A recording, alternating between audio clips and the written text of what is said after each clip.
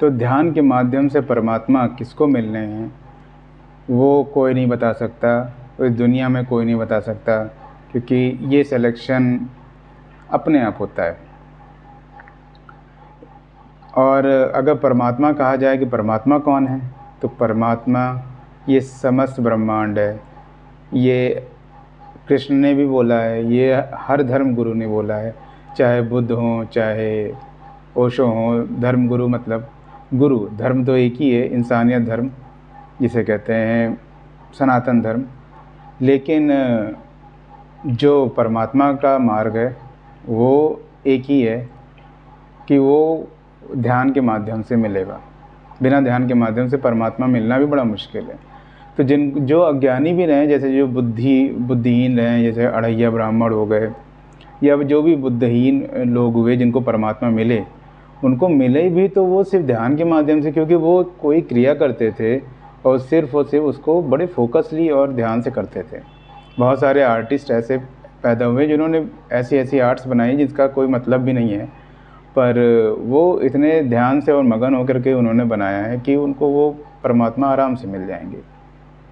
हालांकि इसकी कोई गारंटी नहीं है किसको कौन मिलेगा, और एक्चुअल में परमात्मा और कुछ नहीं है, बस एक ब्रह्मांडीय स्तर पर ऊर्जा है। उस ऊर्जा से कनेक्शन होना ही ध्यान है और कुछ नहीं है। जैसे ही आप उससे कनेक्ट होगे, आप वहीं पर घूमने लगोगे, वहीं पे विचरण करने लगोगे। इस दुनिया में जो भी हो रहा है वो सब वहीं से कनेक्टेड है। अब वो क्या है? वो ये पूरा ब्रह्मांड है। आप, मैं, ये फ़ोन, ये हवा, ये स्पेस, जो भी चीज़ें हैं, ये सब कुछ परमात्मा है। इसी को ही परमात्मा कहा जाता है।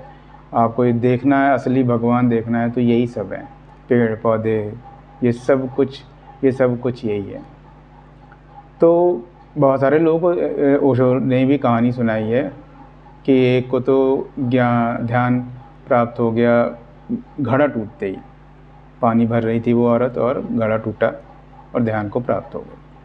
तो ये क्यों है ऐसा चीज़? क्योंकि सब में है। किसको कैसे मिल जाए वो क्षण आता है एक जीवन में, और उसको वो पता चल जाता है कि यही ध्यान है मेरा क्षण।